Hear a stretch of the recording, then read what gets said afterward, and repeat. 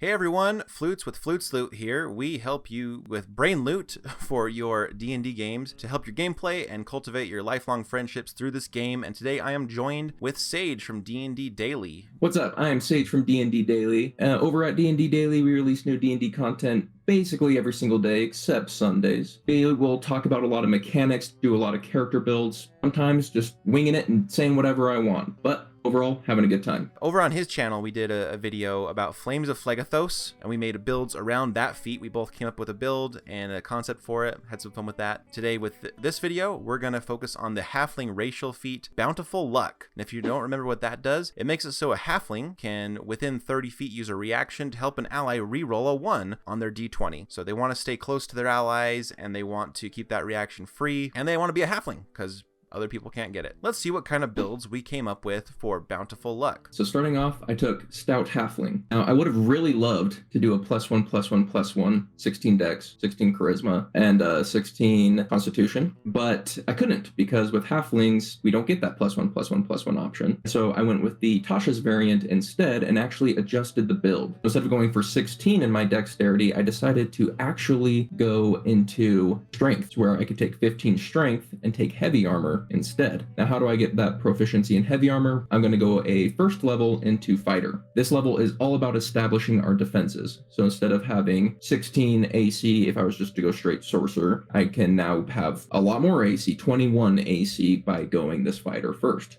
and still keep my Constitution saving throws. Not only that, we really needed to have good AC because with the Bountiful Luck, it's a 30-foot range to be able to use it. So we are going to be in combat if we want to be using it. Now I have 15 in strength, which is all I need. So I didn't need to get that 16, 16, 16. Can take the +2/+1, go into charisma and Constitution as my +1/+2. So after that first level, I'm going to be going into Clockwork Soul Sorcerer, and we actually get online pretty quick. At level 1 from Sorcerer, we pick up both Silvery Barbs as well as Restore Balance. Now, Restore Balance allows us, within 60 feet of us as a reaction, to either take away advantage or take away disadvantage. So we end up being able to make it so our team can often not have disadvantage and our enemies can often not have their advantage. Combine that with Silvery Barbs, and it's every time they roll a crit, we can remove their crit and then give our team an advantage. This build is all about making our dice work for us. I call it the Dice God. And my imagery for this character is a little halfling in a tuxedo who has a pocket watch, and overall is a really upstanding butler, but has a really bad gambling addiction with dice. Now, the next really big level for us is when we hit 5 and we can actually pick up what we're here for, which is Bountiful Luck. Now, not only can we remove crits, we can remove advantage, we can remove disadvantage, now we can remove nat 1s as well. So we do everything in favor of making the dice work for our team.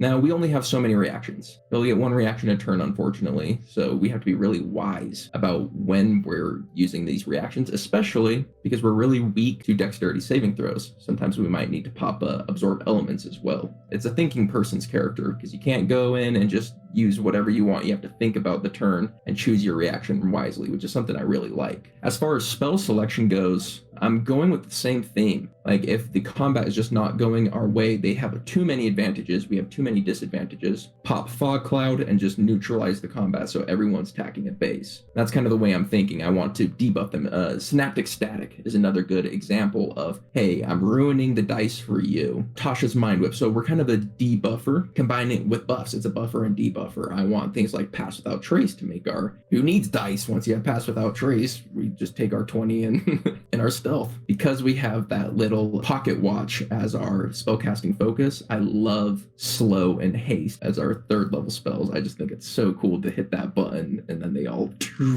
slow way down. But that is the Dice God. That's so cool. I love that you threw in the description of this tuxedo gambling halfling with the pocket watch, and that's so cool. I love finding that kind of theme, and that pocket watch would be a great thing to latch onto for the spellcasting focus or something. I was definitely really excited about it, and I like to think that his tuxedo doubles as his heavy armor, that it's a custom tuxedo. Before I get into my build, I want to point out to everyone that I also published an article all about Bountiful Luck to go with this video, and all my thoughts on like why isn't it picked more, how to use it optimally what kind of character builds it suits. One of those things is I like to stay in the midline of combat because the 30-foot range is pretty small. I want to be between the front line and anyone who's on the back line casting spells, shooting arrows or whatever. And so I figure midline being like 30 feet away from both sides, that's where I want to be. So I thought, like, what kind of characters want to be right there? And I decided to go with a peace cleric. What I'm going to be doing is just like heavy support for the front and back line. I can be using Bountiful Luck as soon as I get to level 4, and I can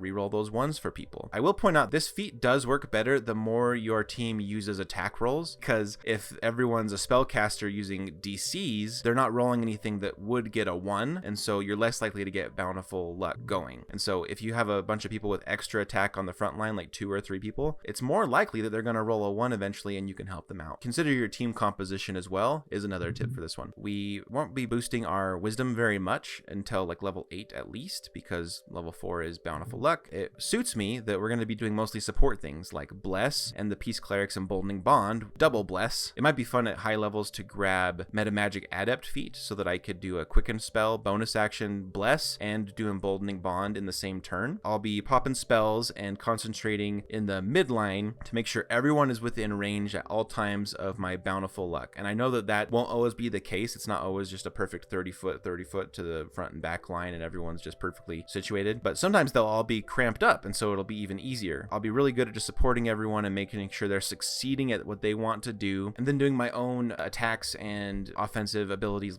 through cantrips and whatever I need, unless I need to help someone out, pull them from the front line because they're down, or heal them from range with Healing Word. It's not too flashy, but I think it's pretty effective as a support build, and I like to play support, and Bountiful Luck is perfect for that. While you're doing that, I just want to say that I like that you have clear positioning for your support, and I think that clerics are specifically really well designed for midline support. So I think you matched up the Bountiful Luck with a good class. Thank you. Yeah, I feel really good about it. I love playing clerics already, and I love Halflings, and I love Bountiful Luck, so I was like, let's just give me the big 3 all at once. Like, this is match made in heaven. Yeah. You also don't have a lot of reaction economy. That's one thing I like about clerics is with Bountiful Luck, they don't have like anything to do with their reaction usually anyway. But I like your concept too, because you have options of the same theme with your Clockwork Soul, Bastion of Law, policing the advantage and disadvantage. The reason I kind of gave guidance on like where does Bountiful Luck shine is I played a Halfling Beast Barbarian where I wasn't always positioned because I was only in the front line, and we had a lot of people on like a back line or spell casting,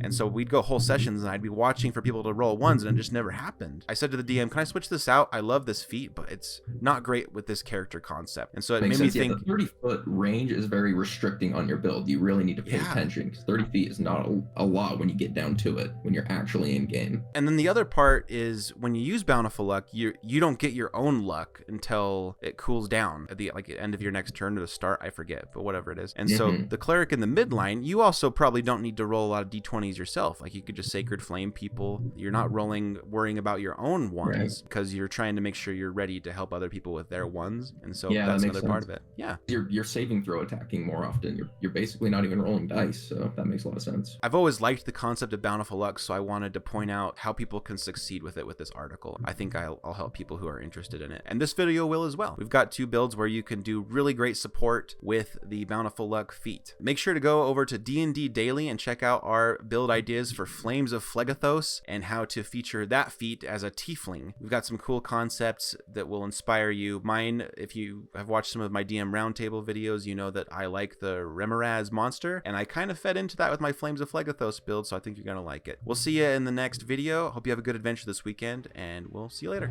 Bye. Later.